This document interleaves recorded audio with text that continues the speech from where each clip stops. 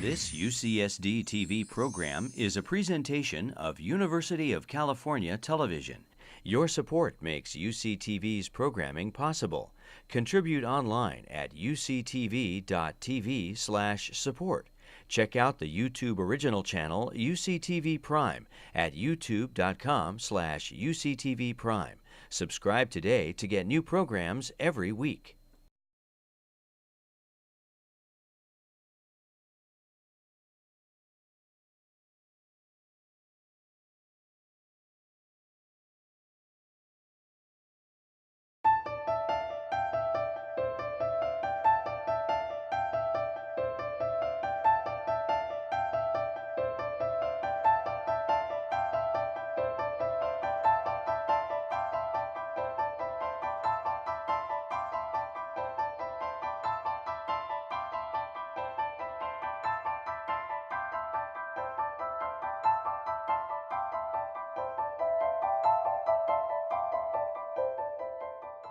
Among the oldest questions of humans are the following.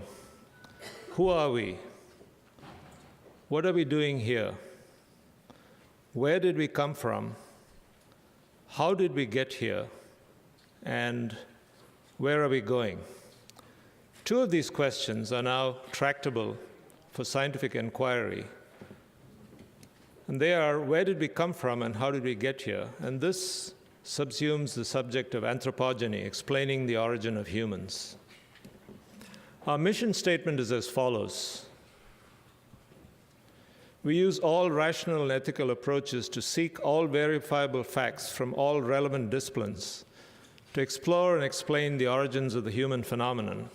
I'd like to go back more than 50 years when C.P. Snow pointed out that there were two domains of academia, humanities and sciences, and they seem to have a difficult time getting together. Well, it's not very different from the ongoing nurture-nature debates, and for that matter, it really comes down to culture and genes. Now, if you want to pursue anthropogeny, you need to avoid such false dichotomies. So we need to look at the humanities and the sciences, study nurture with nature, and the theme of today is culture-gene coevolution.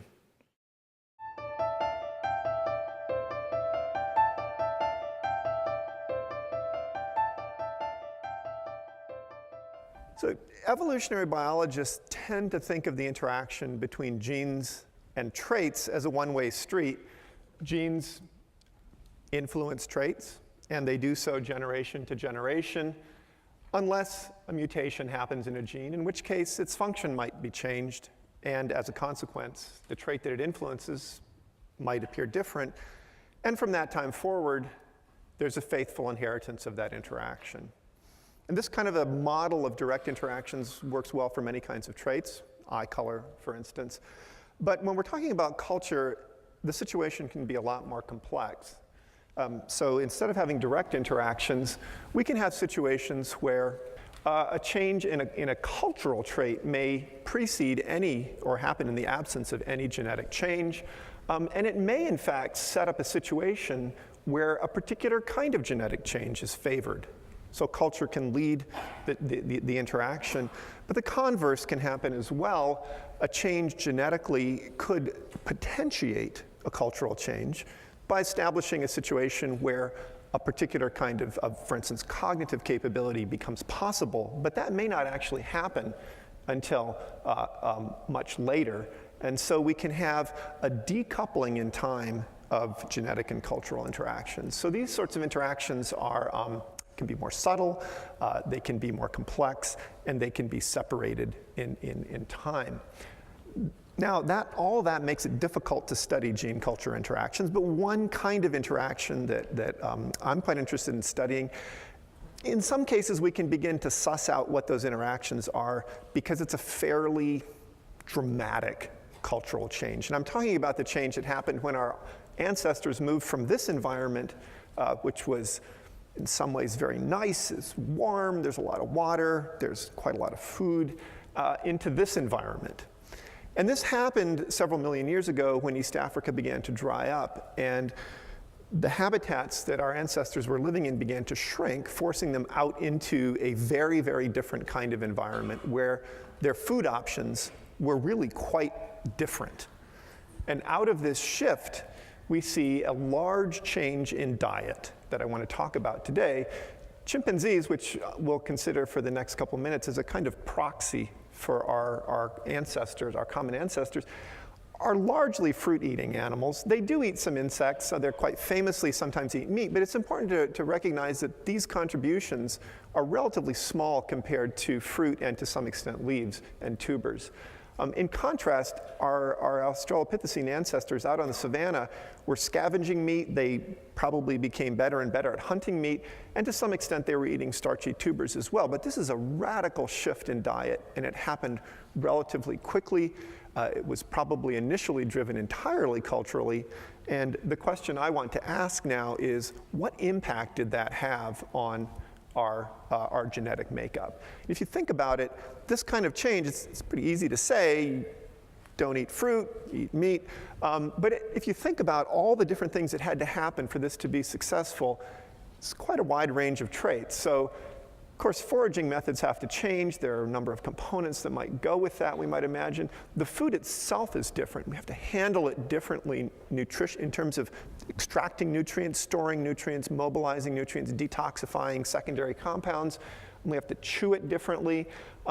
And food preferences change. The things that we avoid, the things that we're attracted to, we might also expect changes there. So how pervasive indeed is the impact of this cultural change on the human genome? In other words, how much has our genetic material been affected by this one cultural shift? It's a big one, but it's quite likely to be pervasive.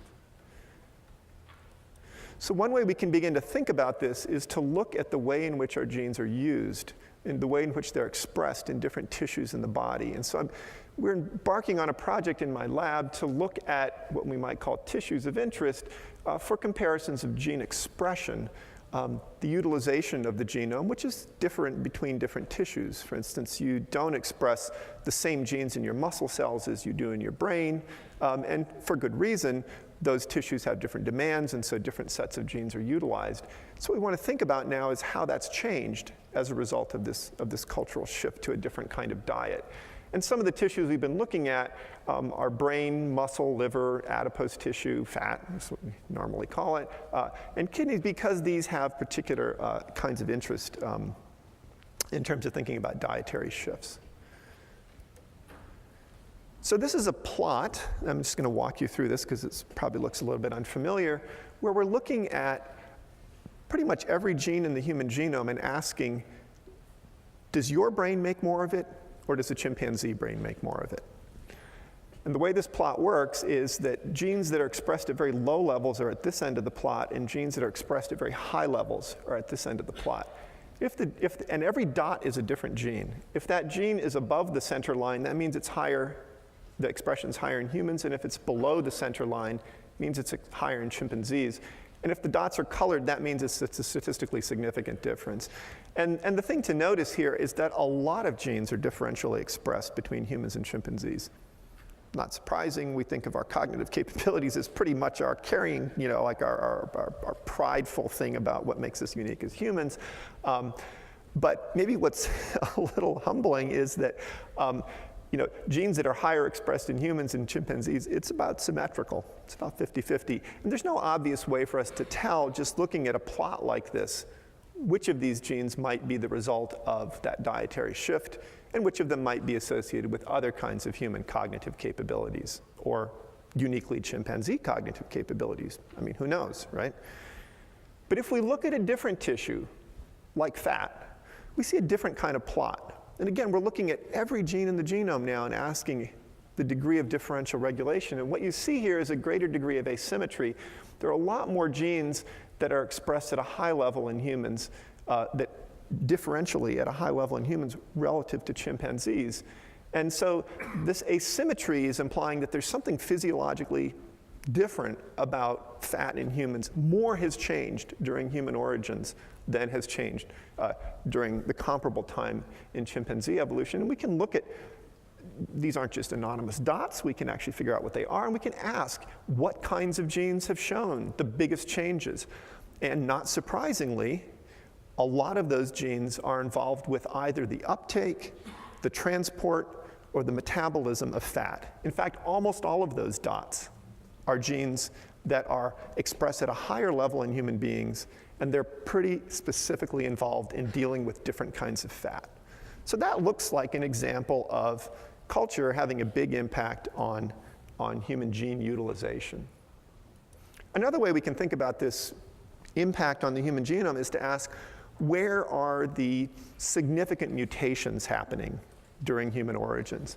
And if we look at most kinds of genes, those mutations, those selected adaptive mutations are sprinkled. There are a lot of them, but they're sprinkled quite widely throughout the genome.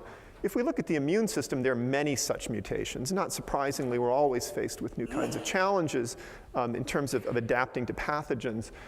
But what's really striking is if you look at genes that have something to do with diet, and not surprisingly, genes that have something to do with neural development, there are a lot more of those kinds of adaptive mutations during human origins than there are during chimpanzee origins. And so this kind of asymmetry is telling us something about what's happened differentially during the same period of time in human evolution versus chimpanzee evolution.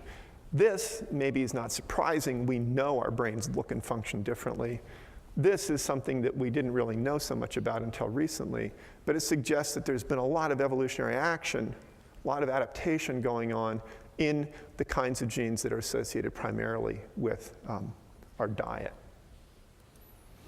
So we can go back to this diagram I showed you earlier, and we can now start to put some examples in for these different categories of both behavioral, anatomical, and metabolic changes that are plausibly interpreted as a response to a cultural shift from eating primarily fruit to eating a very meat-rich diet. Not exclusively meat, but a very meat-rich diet. And in each of these cases, I've highlighted a couple genes, one or a few genes, that have been implicated not simply in terms of guilt by association, that, oh yes, expression's changed, or oh yes, there's an adaptive mutation, but where people have been able to follow up and do additional studies, and where people begin to put together the evidence that really begins to look like a case where, yes, this gene has changed in function in some comprehensible way that we can link to a particular kind of trait. And so what I want to do now is tell you about one of those cases where we've been able to go down in depth and look a little bit more carefully at what's actually happening. And the particular example I want to talk to you about is a set of genes that we think are associated with the expansion of human brain size and a response to the dietary shift, both together. So a kind of a conjunction between these two important sets of traits.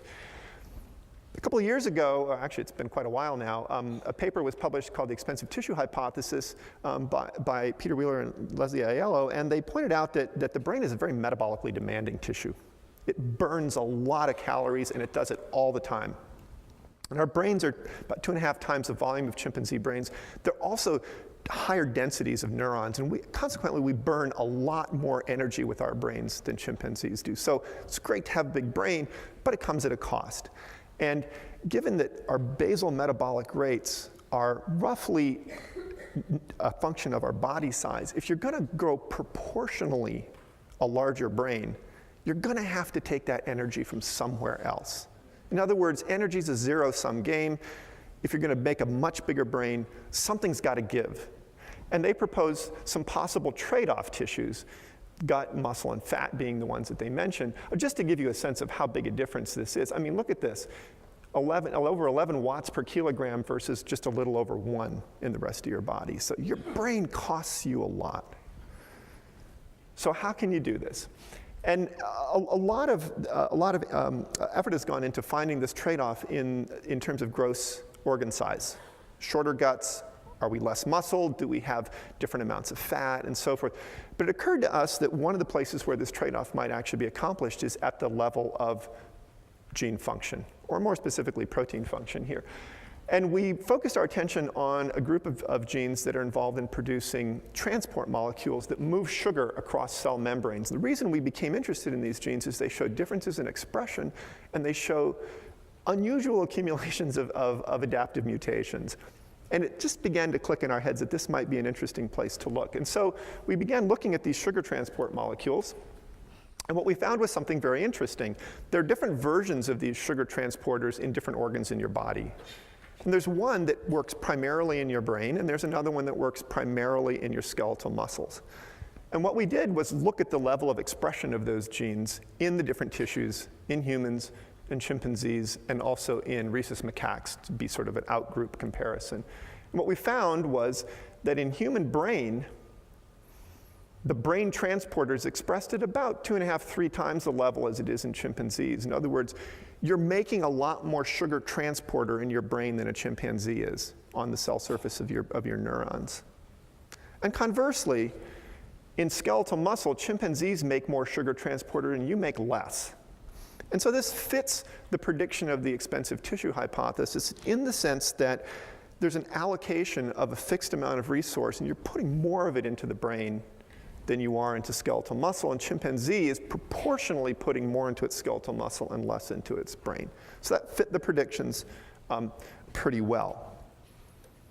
So just to kind of illustrate this graphically or sort of visually, so in case, because I'm looking at graphs is often a little bit hard to do, imagine you have, here's the bloodstream servicing 2 different tissues, and if you had the same amount of transport molecules in each tissue, it's simply a result of mass action.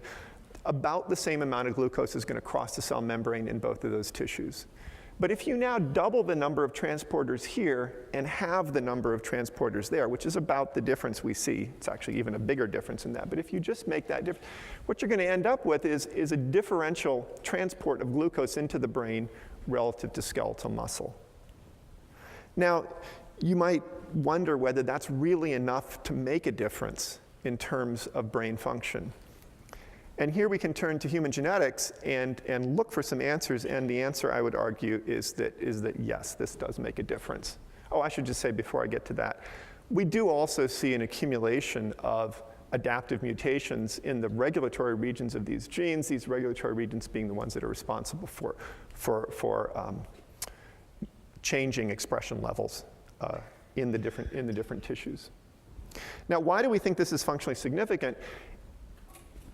Human genetics is a vast resource as far as I'm concerned for evolutionary biologists. We don't always take advantage of it very well, but there's a lot of really, really useful information there. And so we turn to the literature on human genetics to ask, what happens when these genes don't function properly? And the short answer is it's not very good. If you have one good copy of this brain-specific sugar transporter and one partially defective copy, there's some pretty severe cognitive impacts. And there are hundreds of individuals that have now been diagnosed where this is the reason why they have cognitive deficits. If you have one good copy and one absolutely non-functional copy of this gene, you're making about half the amount of sugar transporter. In other words, you're making about the same amount a chimpanzee would make, and it's not enough. What happens is that during gestation, the brain just simply can't grow, and you end up with a reduced sized brain, and that's directly a result of the fact that you don't make enough sugar transporter. Your brain literally starves. Now, 2 bad copies, there are no cases known medically, and it's probably because these individuals they die in utero. So here's a picture of what we think might have actually been happening. For much of the time since humans and chimpanzees separated evolutionarily, brain size was actually not changing very much. But about 2.5 million years ago, we begin to see larger and larger encephalization on the lineage leading to humans, whereas it has not changed. There are basically no chimpanzee fossils in here. But the range of chimpanzee brain sizes and modern human brain size is very different. This set of changes happened not in a few large steps, but in many, many small steps. The fossil record makes that unambiguously clear. So what we think is actually going on here was As the change in diet produced richer and richer food sources for us, increased fats and meat, there were responsive changes in the genome that allowed the allocation of this energy into a hungrier and hungrier brain, which allowed us to, in turn, develop additional cognitive capabilities that allowed us to refine our changes in diet. And so rather than this being a unidirectional set of influences, it was actually a reciprocal set of influences. I want to end by assuring you that I did very little of this work myself. I'm very fortunate to have a group of talented graduate students and postdocs who work with me, and most of the work I talked about was done by Courtney, Olivier, and Lisa in my lab. These are some of my collaborators and our funding sources. I thank you for your patience.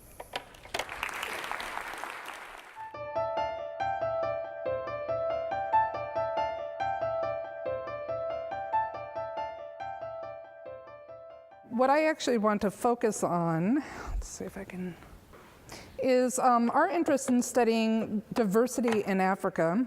And we're particularly interested in studying the genetic and the environmental factors that play a role in both normal variable traits in Africa as well as disease susceptibility.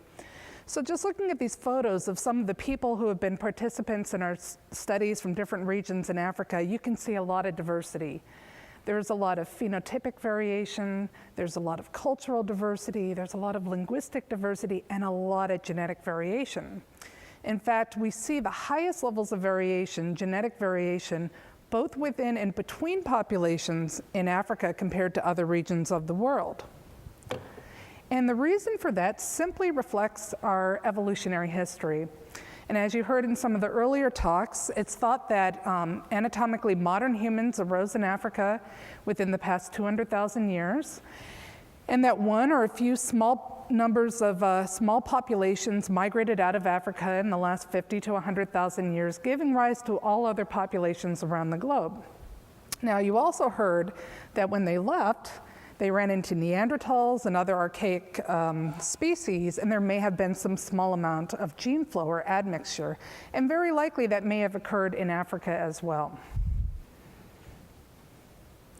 So this is from a study we published a few years ago looking at genome-wide variation and trying to infer the number of genetically defined ancestral population clusters in Africa.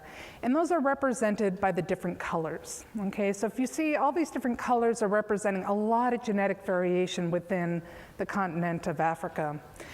And in particular, we can trace, since I'm going to talk today about the origins of lactose tolerance, I'm going to talk a little bit about the origin of the pastoralist groups.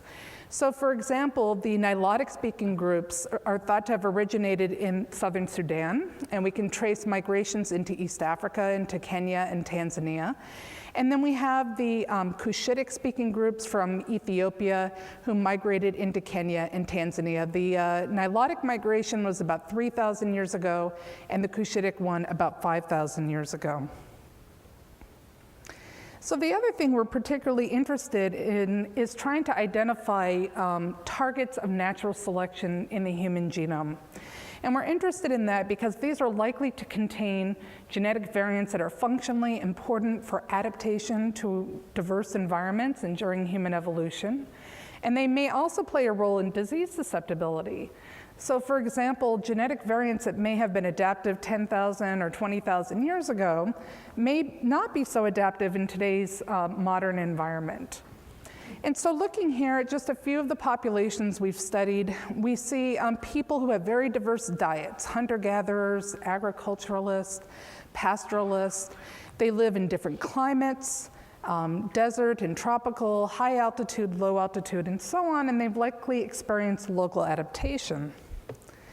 So what I want to focus on today is a particular adaptation, which is that for consumption of milk as adults. And I'm going to be focusing mainly on Africa. So our ability to digest milk as adults is due to the expression of the enzyme lactase fluorescein hydrolase, or lactase for short. It's expressed specifically from these brush border cells in the small intestine. And in individuals who are able to consume milk, they maintain expression of that enzyme. It breaks down the complex sugar lactose into glucose and galactose, which is then taken up through the bloodstream. Now, in most mammals, And in most humans, this enzyme is shut off very shortly after weaning. So sometime around 4 years old to about 6 years old. So in individuals in which it is shut down, they're not able to digest that complex sugar lactose. It goes down into the lower gut, it gets attacked by bacteria, you have severe intestinal distress, including diarrhea, which, as you can imagine, would be selected against in an African environment. Now, I think you also heard in one of the talks, anthropologists have known about this for many, many years. This is not new. They have long noted that there's a very strong correlation between the prevalence of lactose tolerance, or you could think of it as the lactase persistence trait, because the enzyme persists as an adult, and the practice of dairying or cattle domestication. So we see the highest prevalence in the north of Europe. So in Finland, it's something like, I think 99% of the population can digest milk. It's less as you go into Southern Europe, less in the Middle East, very low in East Asia, very low in Native Americans, and very low in most Africans, except those who practice cattle domestication and dairying, so mainly in East Africa. So people for many, many years, tens of years, have been trying to find the mutations that play a role in this variable trait. And in a beautiful study done in 2002, Lena Peltonen's group used some very clever genetic methods to identify 2 variants that were associated with the trait in the Finnish population. It turns out this is the critical one, and it happens to be about 14,000 nucleotides away upstream from the lactase gene, which is on chromosome 2. It's actually in a non-coding region of a neighboring gene. And they have actually shown that individuals who have the T are able to maintain the enzyme activity. So this is a case where you have a functional variant that's not in a gene. It could be tens of thousands of base pairs away. It could even be in a neighboring gene. But when we sequenced this in East Africans who drink milk, they didn't have it. So we wanted to figure out what variants do they have, and to do that we've been doing field work in Africa for a number of years together with students and postdocs and collaborators, mainly working with remote populations. And from these we want to obtain DNA, so we usually obtain that from getting blood samples. And we typically have no electricity, so we have to come up with clever ways to process the samples, including hooking up the centrifuge to the car battery. But in cases where we can get access to a generator, we can do a lot better, have a better centrifuge, and basically we're trying to get these white cell pellets, and that's where your DNA is. And then we can actually process it in the field. All right, so that's how we're getting the DNA. But in order to do the lactose, to do this test to determine lactose tolerance, it's something called a lactose tolerance test. And what we're basically doing is giving the sugar lactose in a powdered form. It's like an orange Kool-Aid type of mix. Mix it with water. And then we have to, it's a time test, so this is actually the challenging part. It's getting everybody to line up.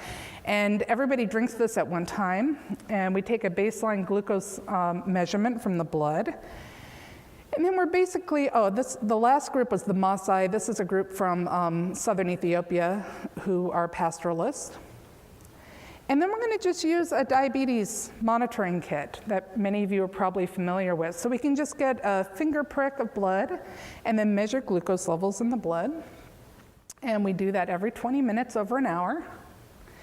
And then we can look at the maximum rise in glucose, and if it's greater than 1.7 millimolar, then they're categorized as lactose tolerant or having the lactase persistence trait. If it's less than 1.1, then they're intolerant, and then we have some people who are intermediate. And this is what it looked like in about 500 individuals from Sudan, Ethiopia, and Tanzania. And if we just look at the distribution of this trait, light blue indicates the frequency of the lactase persistence trait, and it's greatest in the Beja population from the Sudan.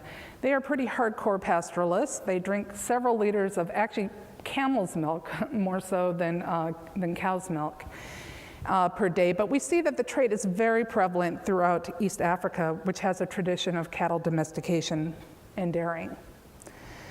When we sequenced this region where the European variant had been found, we found 3 novel variants, the most common of which is at position 1410. It's about 100 nucleotides away from the European one. Individuals who have a C are able to digest milk as adults. That's mainly present in Kenya and Tanzania. We found 2 others at 13907 and 13915, individuals with a G in either of these, which is the derived variant, the newer variant, are able to digest milk as adults.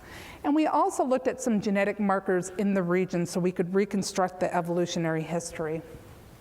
Together with Greg Ray at Duke University, Greg actually did something that's called a luciferase expression assay to actually look at what is the functional significance of these variants.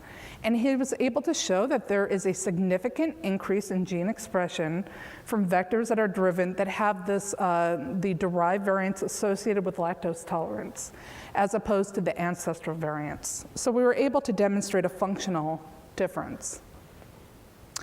On the right, I've already shown you this figure on the left, and on the right are the different genetic variants. The different colors represent the different mutations and whether you have 2 copies or 1 copy. But the main thing to point out is that in Tanzania, for example, there's a very good correlation generally between the genetic variation we see and the phenotypic variation, the ability to drink milk. But there's a couple of exceptions that you might see. So one is in southern Sudan. They don't have as strong a prevalence of lactase persistence, but a lot of the intermediate level, but they don't have any of these variants.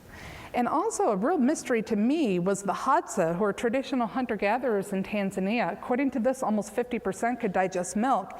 They didn't have any of these variants. So one thing this implies is that there probably are other genetic variants out there that we just haven't found yet.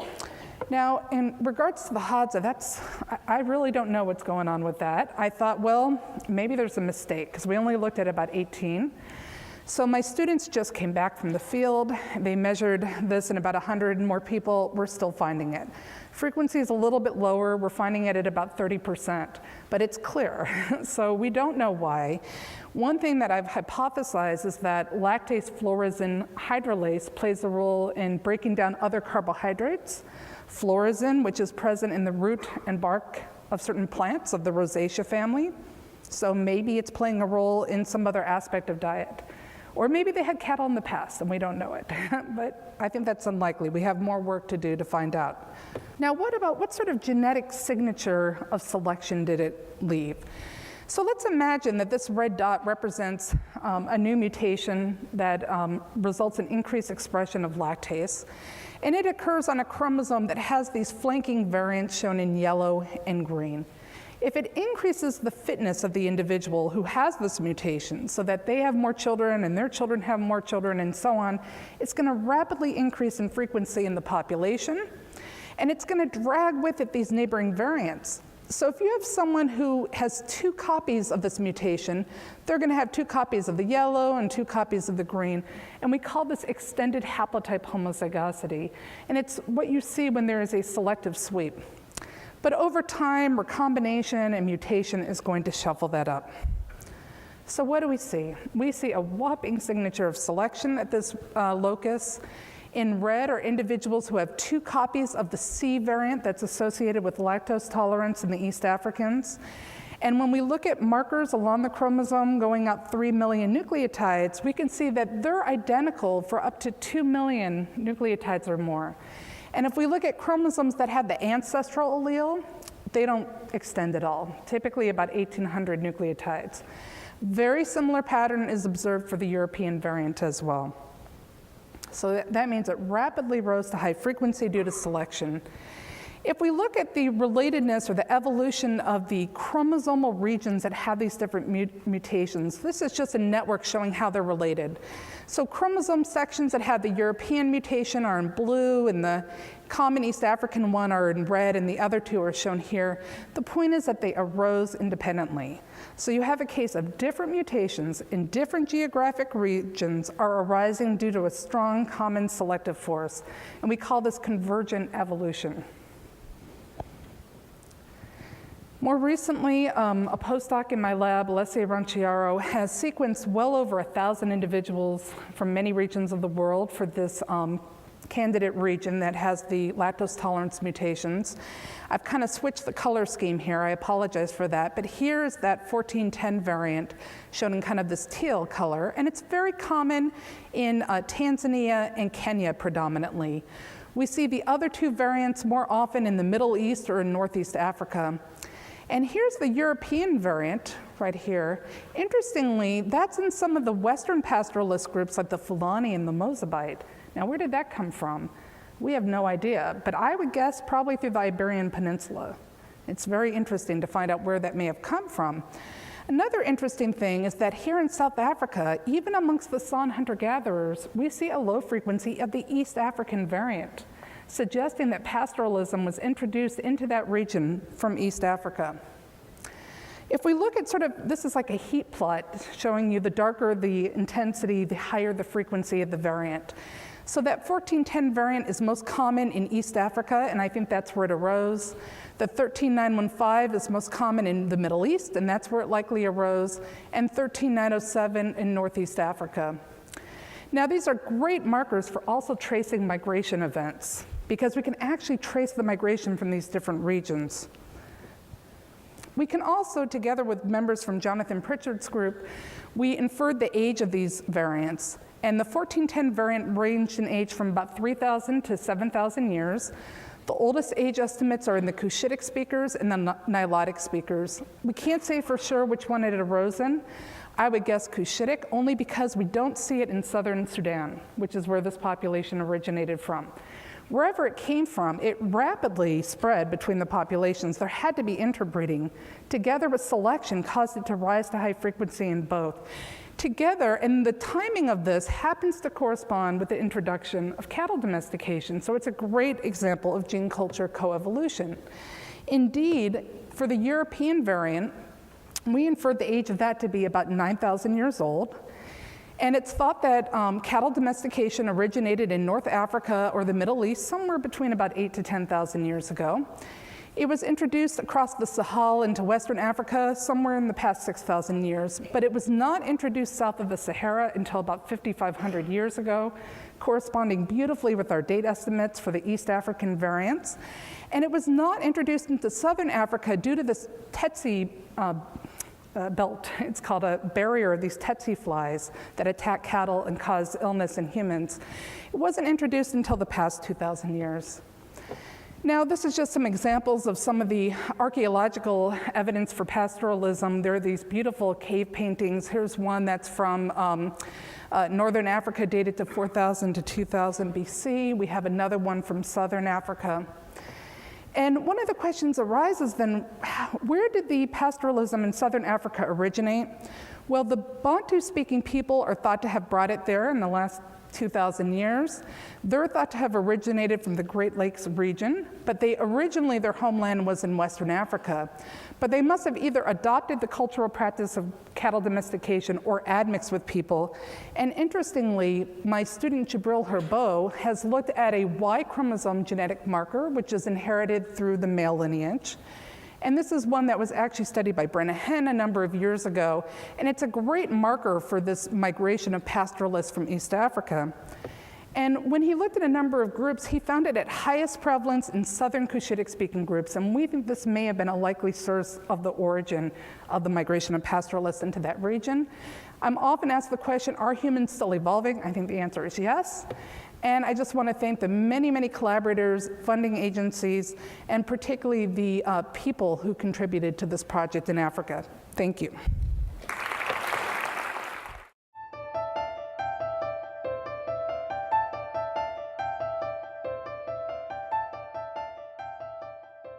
I want to talk about the spread of what are called Indo-European languages. About the time of the American Revolution, a British jurist in India noticed and started writing about the similarity of words from Ireland, from the Celtic languages, all the way to Pakistan and northern India. Shared words across a whole range. And it's easy to find lists of these. We say God the Father, we say Deus Pater from Latin. The Romans said Jupiter, it's the same word. In Sanskrit, it's used Pitar, something like that. Again, the same word, the same ideas across half of Eurasia. These languages, and we can trace the ancestry of languages in the same way we can trace trees of descent of genes, by most accounts originated in the steppes north of the Caspian and Black Seas, so-called Pontic steppes. About 6,000 years ago, there was this massive eruption, expansion of Indo-European speaking people who within a few thousand years were all the way from Ireland to Mumbai. It's an amazing event. We know of other important expansions of people. Most of them that we know about, the expansion of Bantu-speaking people into southern Africa. Other expansions seem to have been done by agriculturalists. You have a new food source, you have a lot of food, population grows and boom. The expansion of Europeans into the New World was accompanied, was done by germ warfare essentially, not consciously, but by the immunological competence of Europeans to old world diseases that were fatal to the inhabitants here. But what on earth accounts for this? Well, here's a map of the Indo-European world 500 years before the Common Era. The green on the west are Celtic speakers. So when Caesar was doing his Gallic Wars, he was fighting Celtic speakers. They were later chased to Ireland by the Germanic tribes pushing behind them. If we go all the way to the east, TOC are Tocharians. These were inhabitants of the Tarim Basin of China. Today, that's part of China. 2,500 years ago, the people looked like they could have come from Ireland. For example, here are two Tocharian monks. This is from what is now Western China. In the 9th century of the Common Era, the fellow on the right looks like we could find him in China today. The fellow on the left, red hair, blue eyes, he looks like someone who wandered out of an Irish bar. But this is the furthest eastward push of Indo-Europeans. Today, in that part of the world, we find people called Uyghurs. Here's a bunch of them. Genetically, they are essentially, where was their DNA 1,000 years ago? Half of it was in Europe, and 3,000 years ago. Half of it was in Europe, half of it was in East Asia. Well, Indo-European shares lots of words, and it shares core words. Numbers are the same.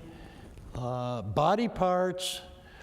Indo-European languages share words for oak, beech, wolves, bears, salmon, snow. But they don't have shared words for grapes, wine, figs.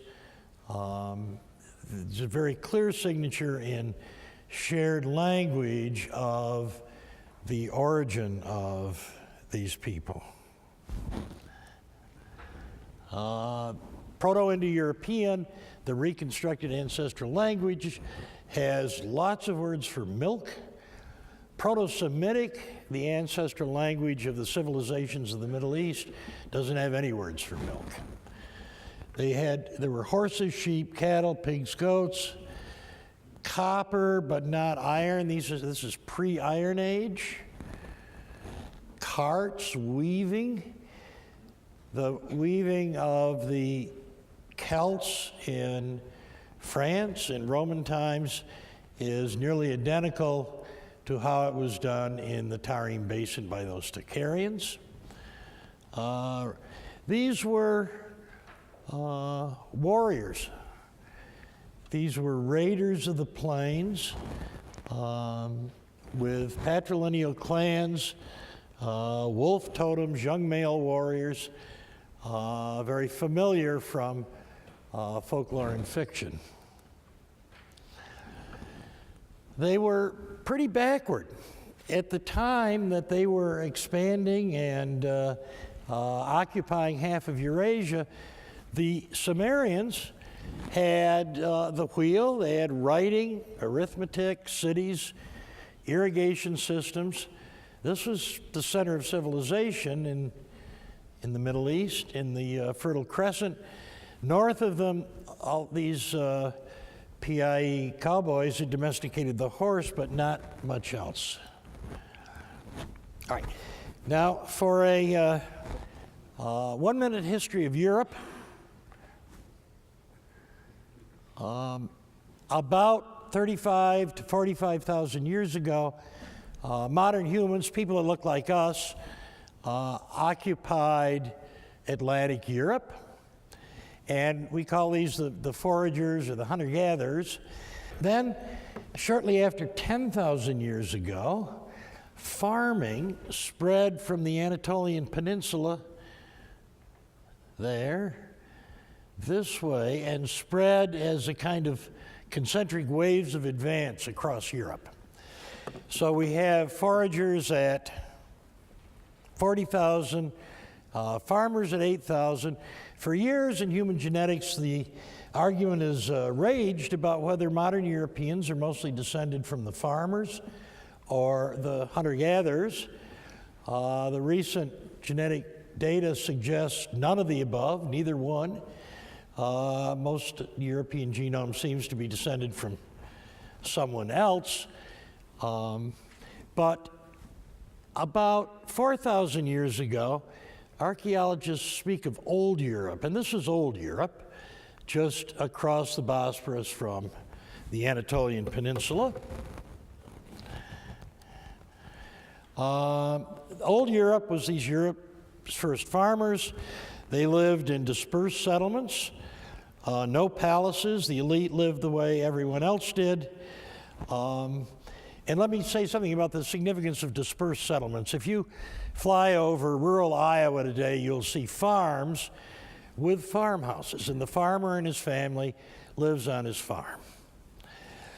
If you, not so much today, but a few hundred years ago, flew over Italy, you'd see fields and farms, but the farmer and his family lived in a walled town on a hill somewhere, or perhaps an easily defensible island. When there are bandits around, you can't live like you do in Iowa. The first farmers in Europe were like farmers in Iowa. They were living in dispersed, very nice settlements. This is some of their pottery, beautiful stuff, sculpture. This was long before the pyramids. Nice jewelry. But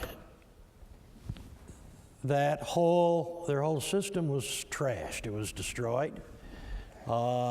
Someone came, burned all their farms down.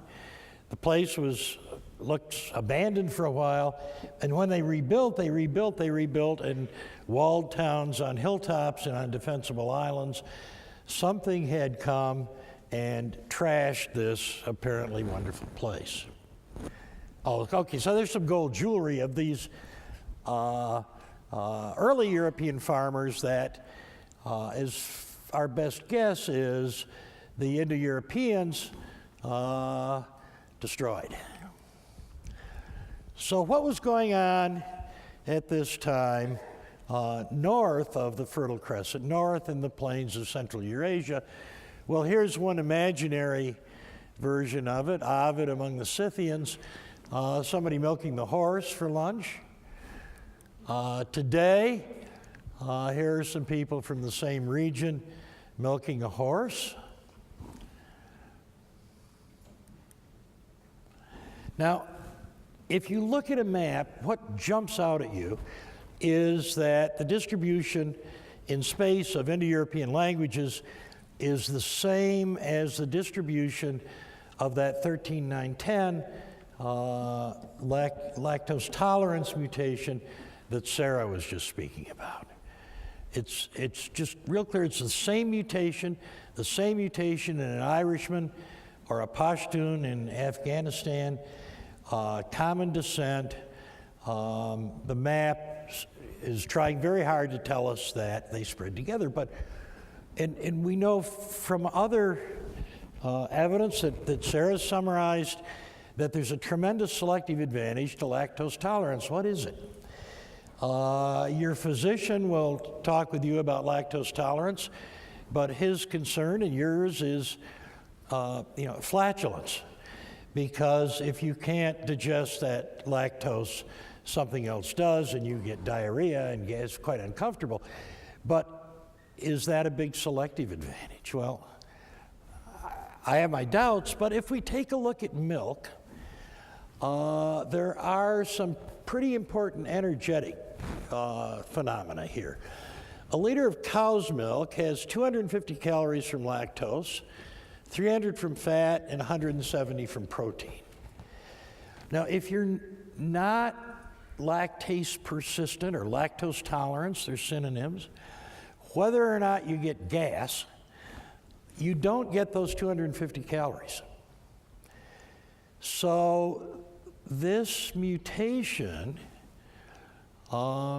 is like a magic pill that increases your food supply by 40%. Because suddenly milk, you get those calories from lactose, and you have a big advantage over the kid in the next house that doesn't get those calories. These were populations, Malthusian populations, subject to lots of warfare, raiding, drought, famine.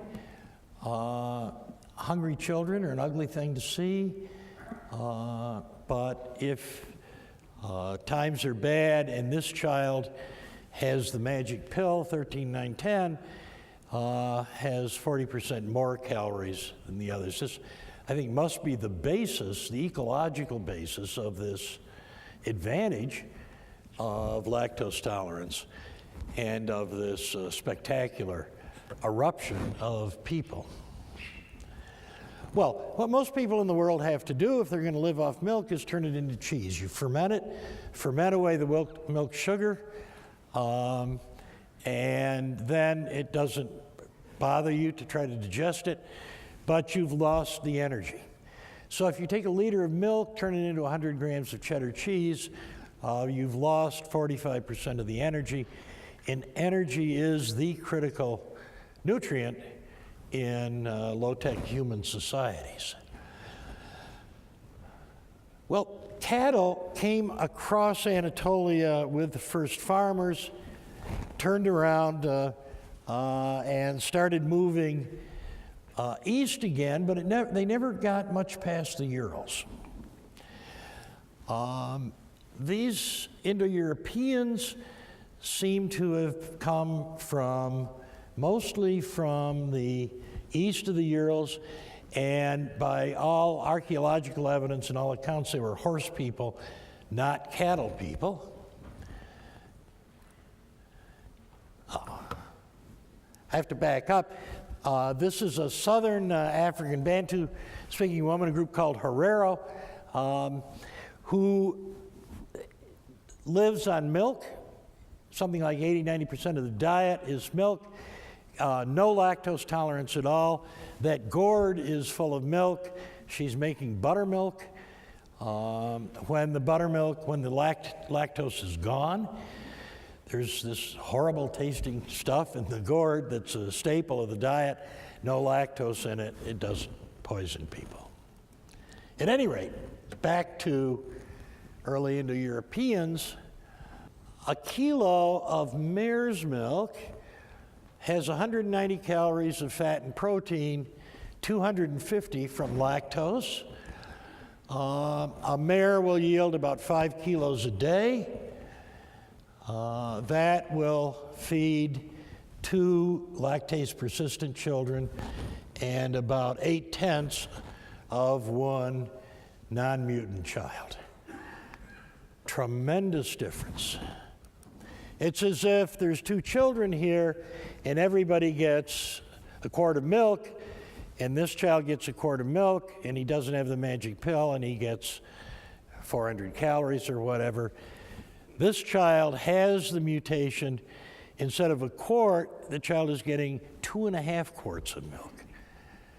Spectacular increase in ability to extract food from the environment. And what's important about this, the last point I'll emphasize, is that these people had a biological advantage. And as they moved and invaded, the invadees couldn't steal it. If an advantage is just technology, it spreads to the invadees and is not a persistent advantage. George Custer learned this at the Little Bighorn. But a biological advantage can't be stolen. And thank you very much.